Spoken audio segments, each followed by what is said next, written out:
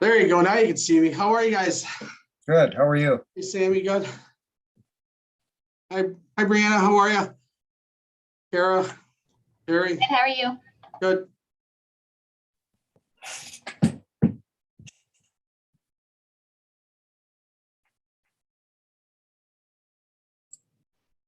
Sure, we are live on YouTube when you're ready to get started.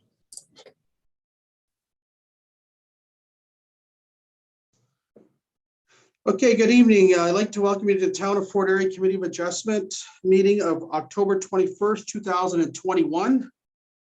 Please know that this meeting is being live streamed on YouTube, and I'll call this meeting to order. First, I'd like to introduce you to the committee members and staff. The staff tonight is Brianna Antonio, the Secretary Treasurer, who will be recording the minutes of tonight's meeting. Kara H. is the Planning Development Service Coordinator, who will be observing tonight's meeting. Mackenzie Cece is the meeting host, who's doing the back end technical duties. Tonight's following members are the following: Sam Pasha, Terry Moore, and I'm chairing tonight's meeting. My name is Sam Surasolo. To those members of the public who may be participating electronically in the public meeting portion of this meeting tonight, you may wish to put your view on gallery view by clicking the top right corner from speaker view. I also ask that you're mindful of background noises for the duration of the meeting. Please also note that the participating members of the public will remain in the virtual waiting room via telephone or electronically until they are called upon during the public meeting. This is a statutory public meeting under the Planning Act for the purposes of considering both minor variance and consent applications. Members of the committee have been provided with all written comments received by agencies and the public prior to this meeting. Committee members are asked to mute their microphones until you're asked to speak. Please raise your hand if you'd like to speak and vote by raising your hand. The purpose of this meeting is to obtain input from residents relative to the application. Those participating online via Zoom will be asked to raise their virtual hand when they wish to speak.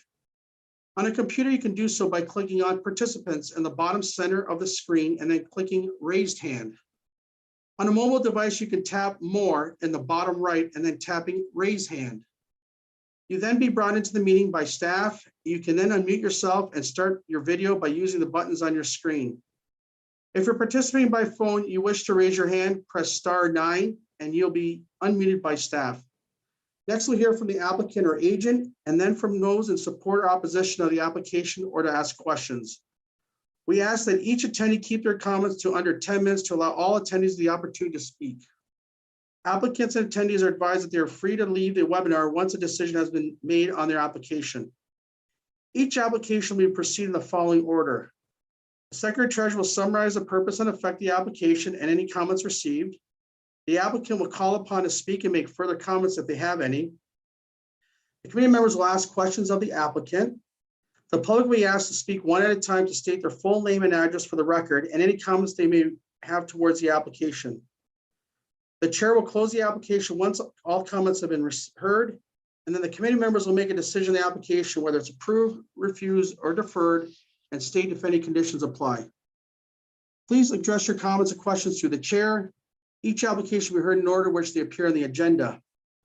The notice of decision will be provided to all applicants stating the outcome of the hearing and any conditions of approval if required. Please note that the correspondence and comments received this evening are restricted to the matters of the Committee of Adjustment and the Planning Act. In considering each application this evening, the Committee of Adjustment will have due regard for the provisions of Section 45 and Section 53 of the Ontario Planning Act of 1990 as amended. A 20-day appeal period exists for each application heard this evening. Final appeal dates are noted on the notice of the decision and are available by requesting a copy in writing. I'll begin by asking committee members present if they have any conflicts of interest with respect to any of the applications to be heard this evening. Terry? I do not, Mr. Chair. Sam? Do you have any conflicts, Sam? Sorry. I do not. And I have none. I now ask the Secretary Treasurer if notice of this meeting was properly given in accordance with the provisions of the Ontario Planning Act.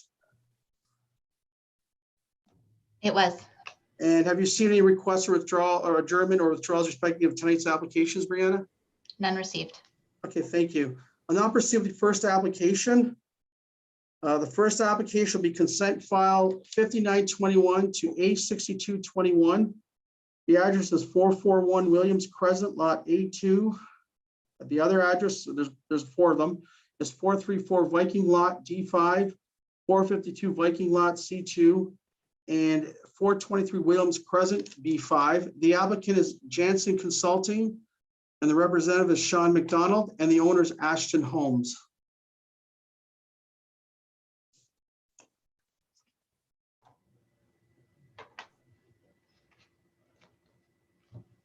Oh, what? Am I there? Yeah, okay. Yes, you are. Hi, Jeff. How are you? Good evening, everyone. Fine. How's everyone?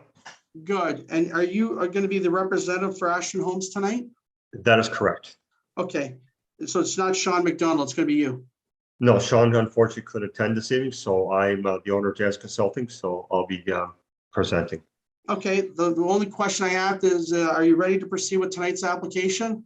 Yes, I am. Okay, I'll ask Brianna to read the correspondence, and after that, if you'd like to comment on the application or have any questions, you can do so by then. Okay, thank you so much. Thank you. Okay, Brianna, it's all yours. There were 4 reports for applications A5921 to A6221 that were submitted, all for the same variance request. I'm going to summarize them all together. So applications A5921 to A6221 for properties 441 Williams Crescent, 434 Viking Street, 452 Viking Street, and 423 Williams Crescent have been submitted, requesting an increase to the maximum permitted lot coverage from 60% to 62% for the proposed future construction of townhouse dwellings with attached garages in order to accommodate covered porches.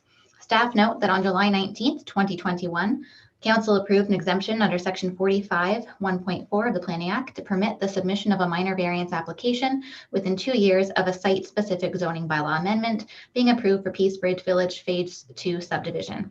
Section 45, 1.3 of the Planning Act grants the municipality the authority to refuse to accept minor variance applications for 2 years after a zoning bylaw amendment occurs on the same property for the purpose of preventing developers from seeking further relief from the zoning bylaw. Planning staff are in support of the requested variances to the lot coverage as they meet the 4 tests of a minor variance, being they are minor in nature, meet the general intent of the zoning bylaw and official plan, and are desirable for the appropriate use and development of the land and buildings. No comments or objections were received for these applications.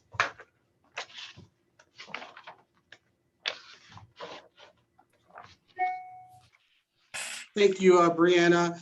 Mr. Jansen, do you have any questions or any comments on all the correspondence that Brianna just read from the agencies? I think you're on mute. Sorry. All right. Okay. Sorry, yeah. So what Brianna has presented to the staff this evening is correct. So there is no objection to it. It's more just a bit of housekeeping. The front covered porches for the minor variance requested was due to a misinterpretation with the definition. And I believe one of them is to do with the rear covered porch. So I believe they meet the 4 tests as per Brianna, minor nature, and we have town support. And it's almost like a little bit of minor housekeeping. And we think it's, a minor lot coverage increase because it's an exterior porch. It's not part of the actual physical dwelling body itself. Okay, thank you, Jeff. Do the committee members have any questions or comments on the application? Terry, Sam? I have no questions, Mr. Chair. Sam? Oh, pretty straightforward. I have no questions either. And I have none. I'll ask Mackenzie to check the webinar or the phones to see if anybody who would like to comment on the application. Sure. So for those joining by computer, laptop, or mobile device, you can raise your virtual hand by pressing the raise hand button. So to do this, click on the icon labeled participants at the bottom center of your computer or phone screen. And at the bottom of the window, click the button labeled raise hand.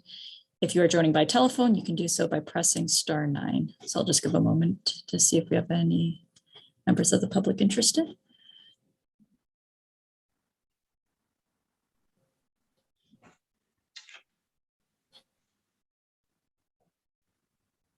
Chair, I'm seeing no one that wishes to speak to this application.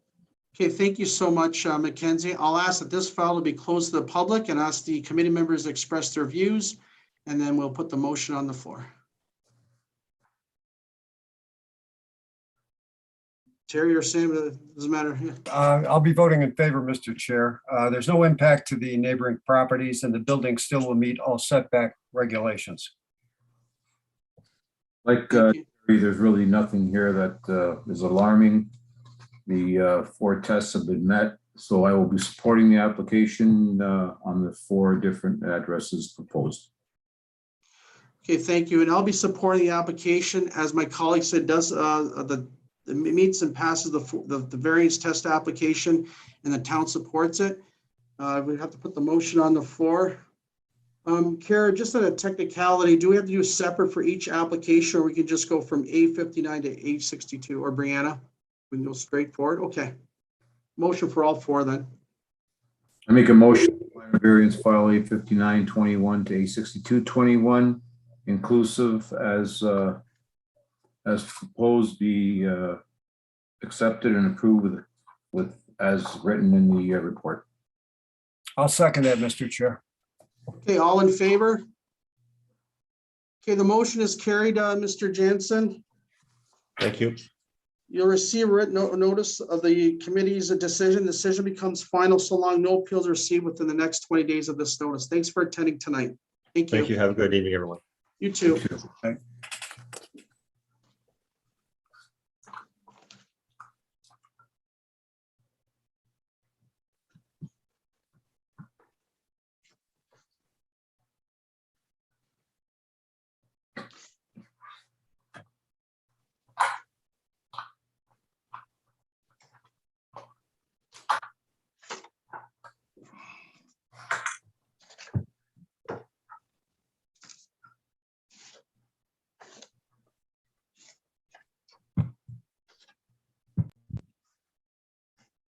Okay, the next application is minor variance file A6321. It's a legal non-conforming case, and the address is 436/440 Lakeshore Drive.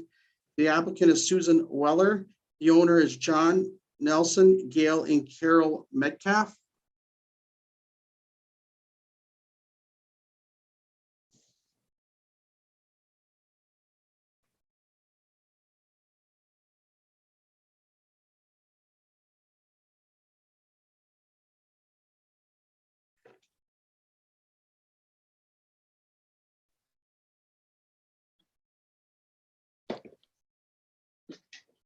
Hi, Susan, how are you?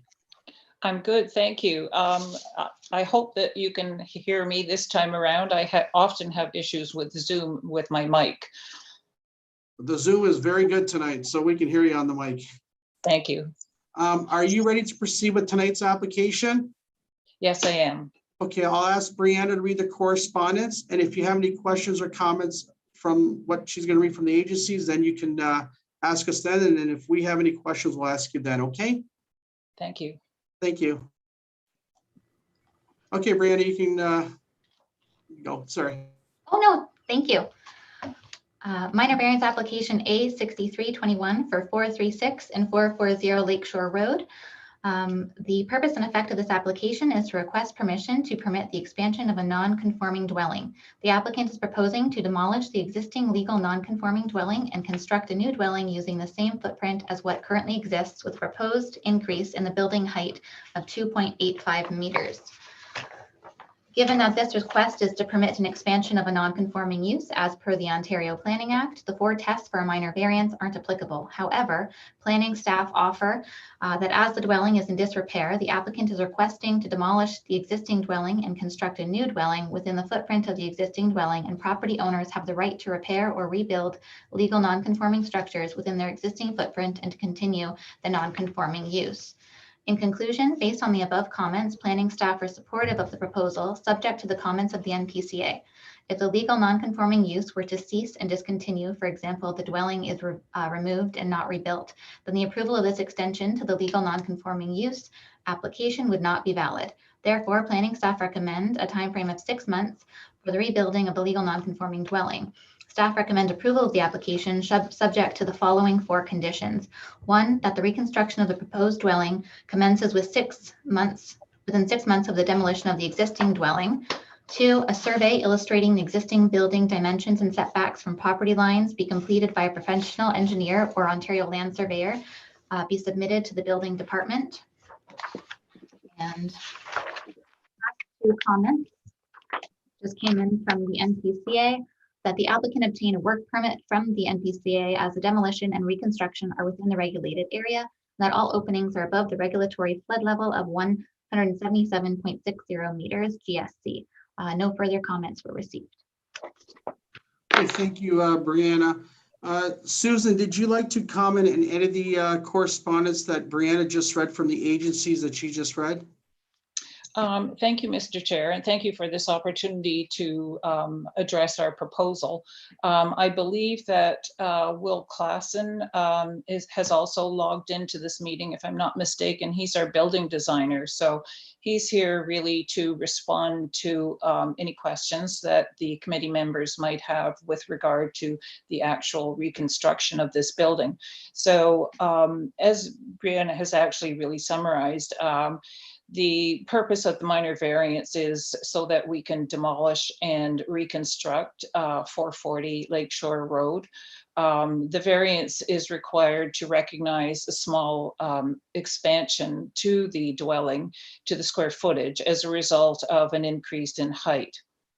The dwelling has been damaged repeatedly by flooding in the past 2 years, and we had an assessment done by a structural engineer, and he recommended demolition and reconstruction rather than remediation. So we're proposing to rebuild using a foundation system, which is not my area of expertise, but helicoil screws, which allows us to elevate the building to mitigate future flooding risk.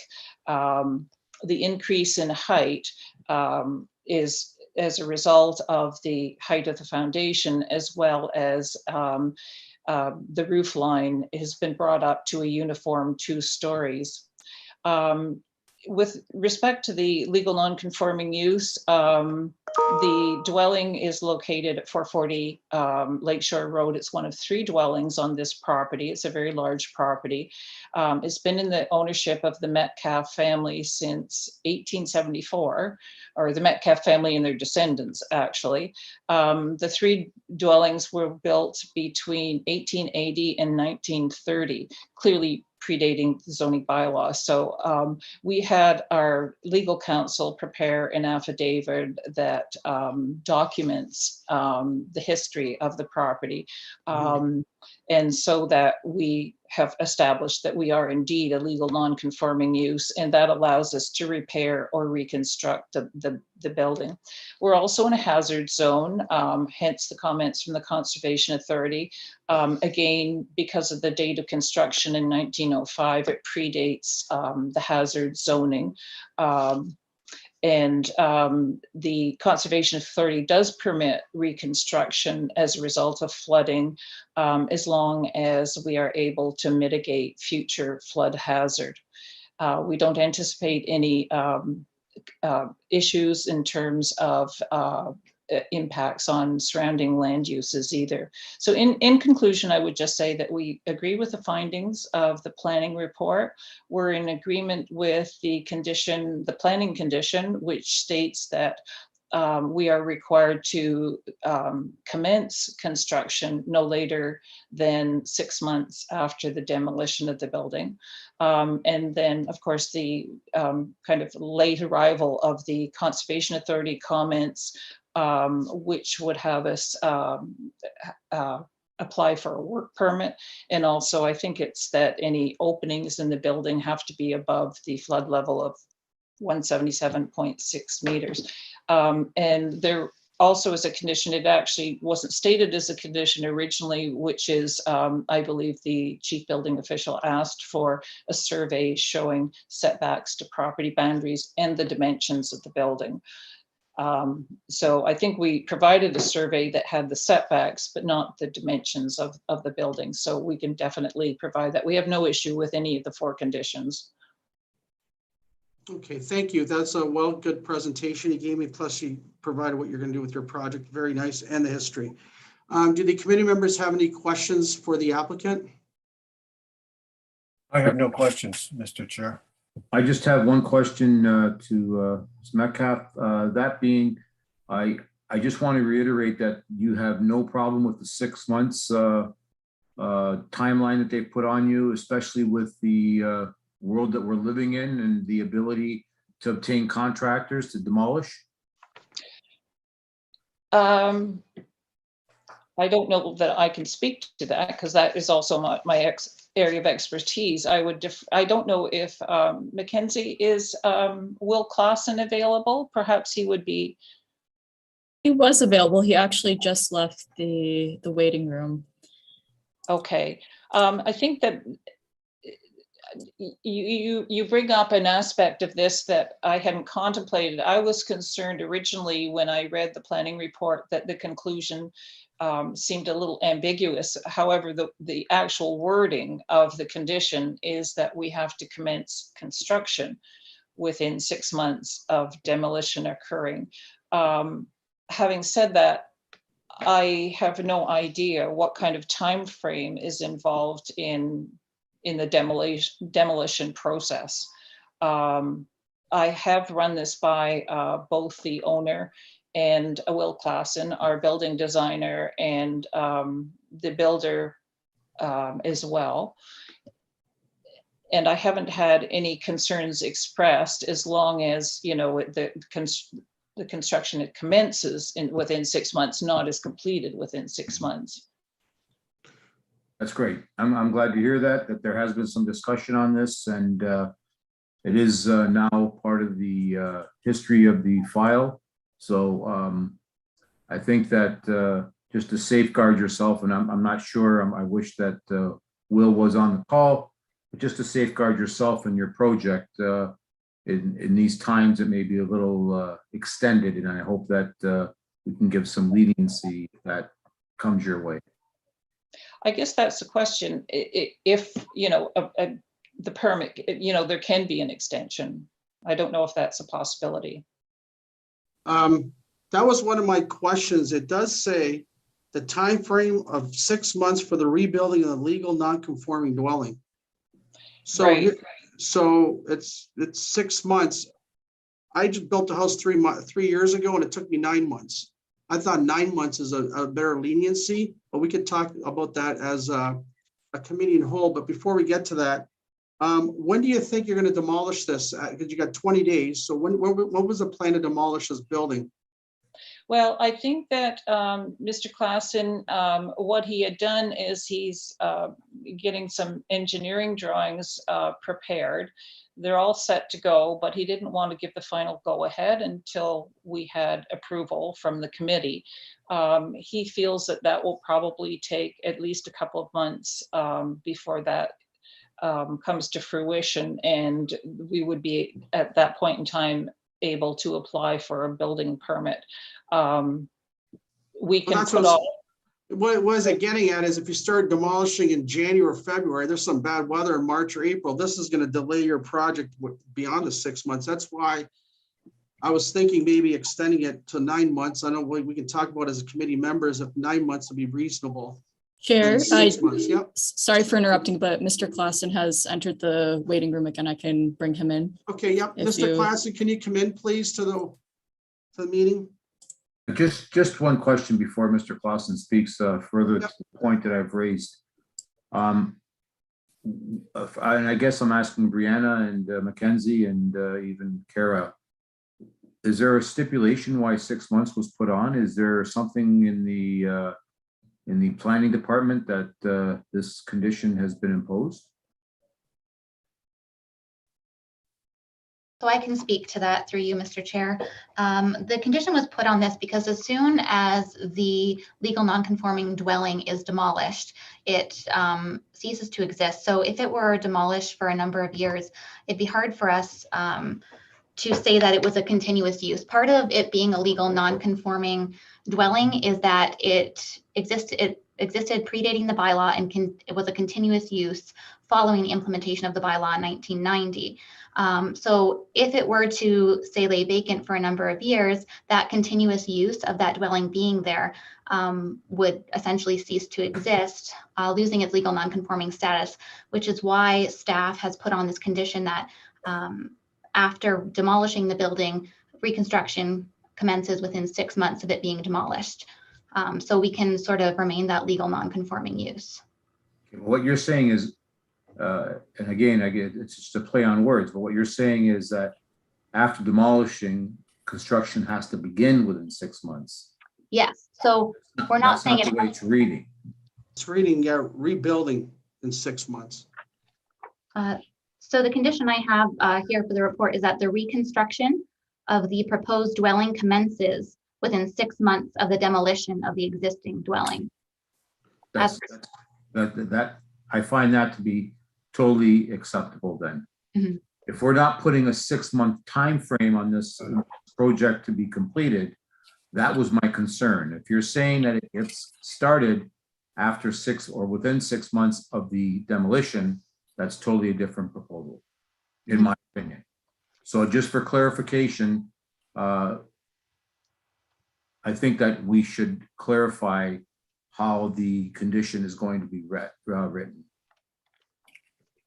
So through you, Mr. Chair, are we okay with the condition being read as per staff's recommendation report here to the committee members, that reconstruction of the proposed dwelling commences within 6 months of the demolition of the existing dwelling, which basically is just providing that the reconstruction must begin, but no timeline being put on that reconstruction. I agree to that. It's just, there's just, like Sam says in the report, it says time frame 6 months for the rebuilding, and then the condition is totally the opposite, which I agree to what the report, the condition is. There's just a little bit of clarity there. That was the only question I have. Mr. Klassen, can you, what's the project, like you're looking at, when are you deciding to knock the building down or demolish the building if the applications gets approved? I'm sorry, what's your question exactly? The question is, when do you think you're going to demolish the building? Is it going to be in the spring? Is that where you're looking at? Yeah, given the climate right now, builders are having tremendous problems getting certain kinds of products and so on. So our builder has suggested that we get our ducks in a row well in advance of the actual build. So we will, once we have a permit, then that allows us to order windows and order all these sort of high, like long wait time kinds of products, right? So once we have that permit, he can go ahead and order. The owner can order this material with confidence. And that means that once we start, we'll be in a position to go through the whole process without any delays. That's the whole idea. And obviously with a winter coming on right now, we wanted to be able to, have a great big open house at Christmas this year, but that's not going to happen. So we'll aim for next year. And hopefully we'll enjoy that, enjoy the new house later on in that year. So yeah, that's our intent, is to demolish it once we know we're ready to begin, and we'll be able to meet the 6 month condition. Okay, I and have you're no aware. further questions, Sam. Oh, sorry, Sam, go ahead, sorry. I have No no further further questions. And you're aware that if the moment that the footprint changes, there's a possibility that an archaeological dig will have to exist. You understand that, correct? Yes, I'm completely aware of that. Okay. Terry, do you have any questions for the applicant? I don't, Mr. Chair. And I have no more questions. Is there anyone in the audience, or Mackenzie, can you ask anyone in the audience on webinar or by phone that wants to comment on the application? Absolutely. So for those joining by computer, laptop, or mobile device, you can raise your virtual hand by pressing the raise hand button. And for anyone joining via telephone, you can do this by pressing *9.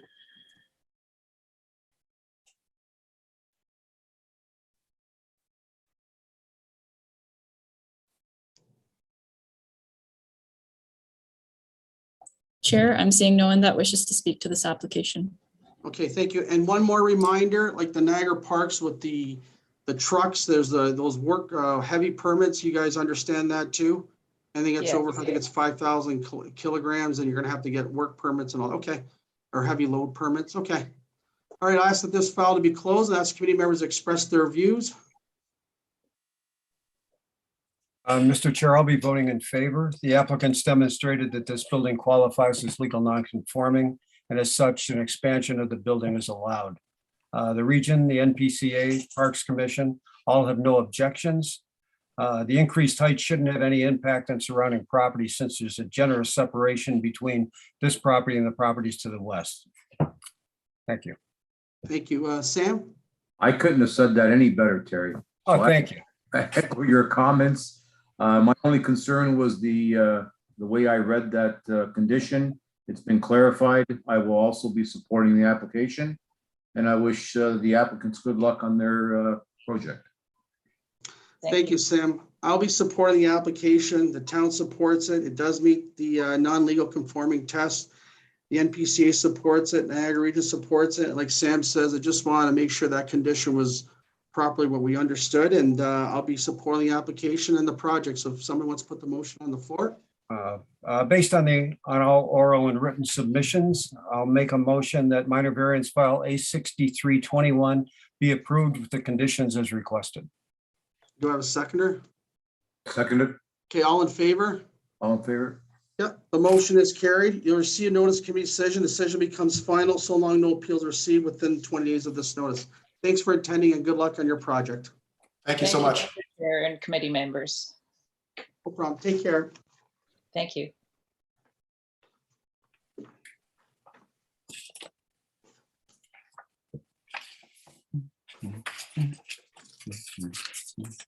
Okay, the last application tonight is consent file B4221 and minor variance file A6421 and A6521. The address is 0/14779 Ott Road. The applicant is Anne Marie and Douglas Noyes.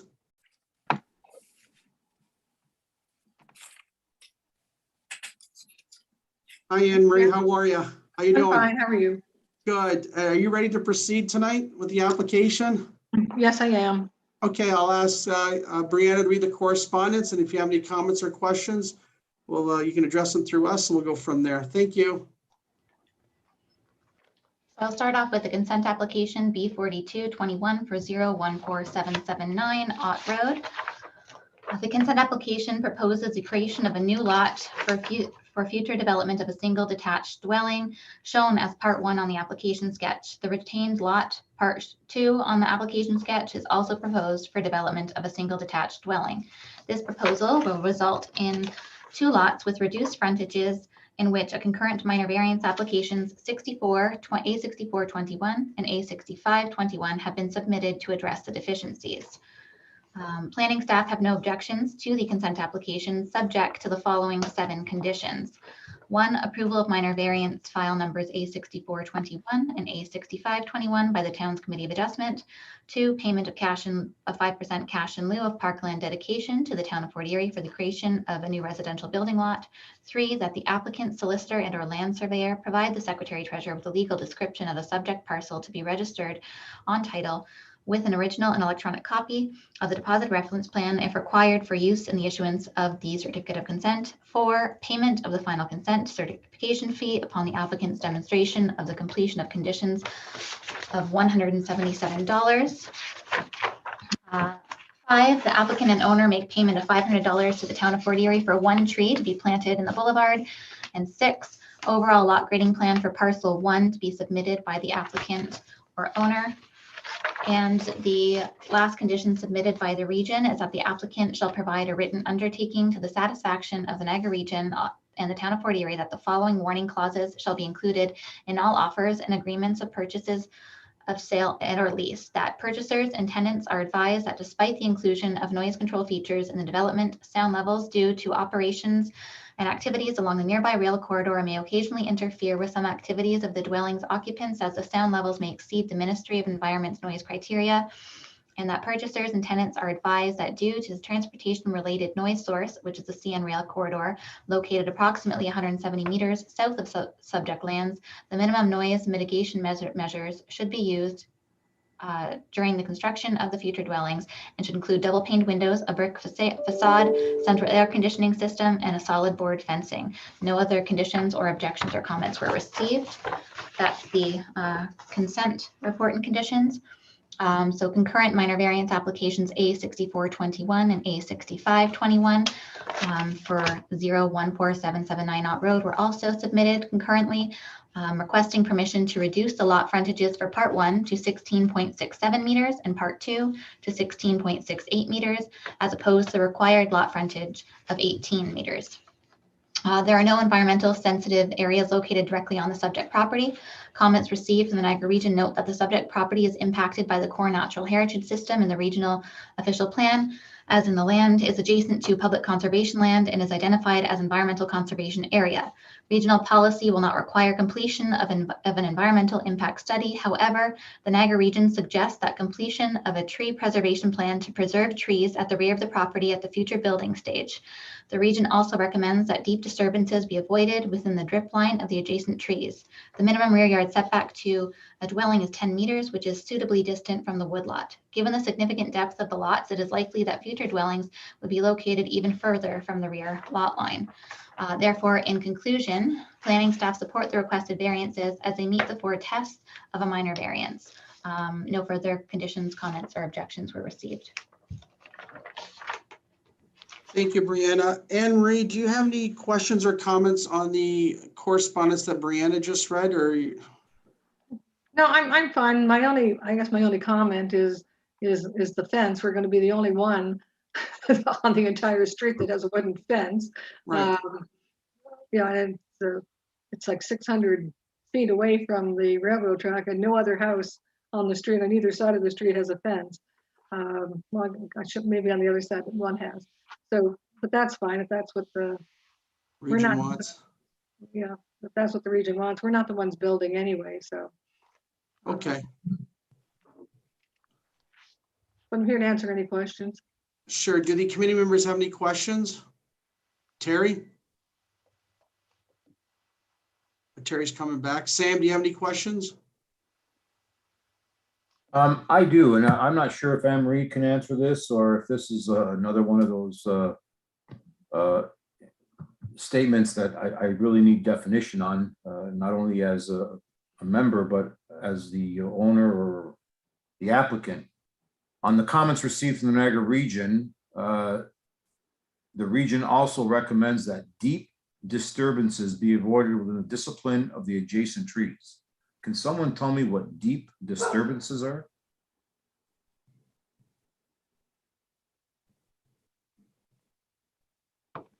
Through you, Mr. Chair, I believe that they just want any construction from the drip line of the trees to be avoided, as it is a significant environmental area. My understanding of that is that they want to make sure, because the roots of the trees from the conservation area basically probably, go onto the lot, so to speak, that we don't disturb we keep enough distance so that we're not disturbing the roots of the trees in the conservation area. And again, the lot's 200 feet deep, so Right. I'm sure nobody's even going to be close to the conservation area. All right, if you're comfortable with that, Anne Marie, I'm comfortable with it. I just didn't know what deep disturbances was referring to, and you being a little more intimate to the property and the adjacent tree line. I appreciate your feedback. Thank you. Yeah, right now it's basically a vacant lot. Right. That's correct. There's not a tree on it, so. And that's another reason for the question. So I didn't see a tree and I'm like, well, where's that come into play? But thank you. I'm clarified. Thank you. No other questions on my side. Sorry, also Oh, go ahead, sorry. through you, Mr. Chair. Yeah, go ahead, Brianna. Staff was of the opinion that the tree preservation plan for the dwelling was not required, as the dwelling is going to be located significantly far from the rear lot line. Right. So although it's an environmentally sensitive area, where the dwelling's proposed is far from that rear lot line. Okay. Terry, do you have any questions? I don't. I'd like to apologize. The power went out in Crystal Beach. So it's back on. Did you pay your electricity bill, Terry? Is that what I happened? didn't know. I think that's what happened. Anne Marie, I just have a couple concerns. These clauses that the region put in, like how often does a railroad crossing come by? Is it like years ago, railroad crossing was tremendous. Is it still crossing around your area? Oh yeah, it's freight. It's It a is. freight, that comes, and it comes, like I've lived here now 41 years, Right? and I'm actually closer to the railroad track. Like the lot that we're selling is basically adjacent to us. Right. Yeah, right now I think there's maybe 10 trains a day. And Okay. again, there's no crossing arms. Right, So again, you get the horn. So, but again, Village Creek, which is across the street, has, right. they're closer than this lot's gonna be, so. Okay, and the prospective buyer understands the, what they want here in terms of, the double paned windows, the brick facade and central air and all that stuff. They're under the, At this point, there is no prospective buyer, but that will be Okay. put in the clause of the okay. building, yeah. That, And you- the And you lawyer met will with the take- region with that, right? When you met with the region, it said did you meet with the region? I think they were in the pre-consultation, if I'm not mistaken. Okay, But that's a common, that's nothing unusual. I think at one point, a few years ago, they wanted triple pane. So now it's a double pane and it's a brick. And I would imagine any house that's gonna go on that property is gonna want that anyway. I mean, air Right. conditioning is just basic now. yeah, okay. I have no I just want to clarify that, that's all. Yeah. Okay, is there any other comments or questions you have, Anne Marie, or you're good with everything that's been just stated? Yeah, I'm fine. Okay, I'll ask Mackenzie if she wants to go to the virtual room to see if anybody wants to speak on behalf of the application or by phone. Chair, we actually don't have any attendees in the waiting room at this time. Okay, thank you. I'll ask this public file to be closed. We'll first talk about the consent file, which is B 4221, and then we could do the minor variance files on the comments. And then when we put the motion on the floor, first has to be consent file, and then we'll do the minor variance file. Does anybody want comments on the consent file? Sure, Mr. Okay. Chair, I'll be voting in favor. It's an efficient use of land. It's consistent with the provincial policy statement regarding infill lots and residential intensification. So I shall be voting in favor. Sam? I will also be in favor of the application and on both minor variance and consent. Okay, and I'll be in favor also for both application, for the consent application and the variance application. There's a couple of questions we asked Anne Marie about, and we're satisfied with all the conditions. The applicant's satisfied, and if somebody wants to put the motion on the floor, you can. We'll do consent file first and then the minor variance file. I make a motion to accept the consent file with the conditions as written. I'll second that, Mr. Chair. Okay, all in favor? Okay, the motion is considered carried for B 4221. The decision becomes final so long no appeals are received in the next 20 days. Anne Marie, and then someone could put the minor variance on the floor, please, or virtual room. I'll make a motion, Mr. Chair, that minor variance file A64 and A65 be approved with the conditions as requested.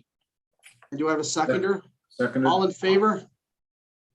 Okay, that motion is carried. You received a written notice of tonight's decision, so long as no appeals are received in the next 20 days of this notice. Thank you for attending. Thank you. Have a good night. Good night. You too. Bye. Okay. May I ask for a motion from the committees to process the signing decisions concurred by the majority of members electronically? So moved. Oh, I'll second it then. All in favor? Motion is carried. And I'll ask members if any corrections of the minutes of the September 23rd, 2020, which were circulated, was there any corrections, or you just stay the minutes stay approved as circulated? We're approving it? I sign no corrections. Do you need a I motion sign. to approve it? Yes. I'll make a motion that the minutes be approved. And you seconder, Sam? Second. Yeah, And I approve it. Is there any other business for tonight? Any other business we have to talk about the committee adjustment, or any thing about the committee of adjustment, or no? none on my side. Okay, I'm thank good. you. Next hearing date is November 18th, and if no further business, meetings adjourned at 6:44 PM. Thank you so much for attending tonight's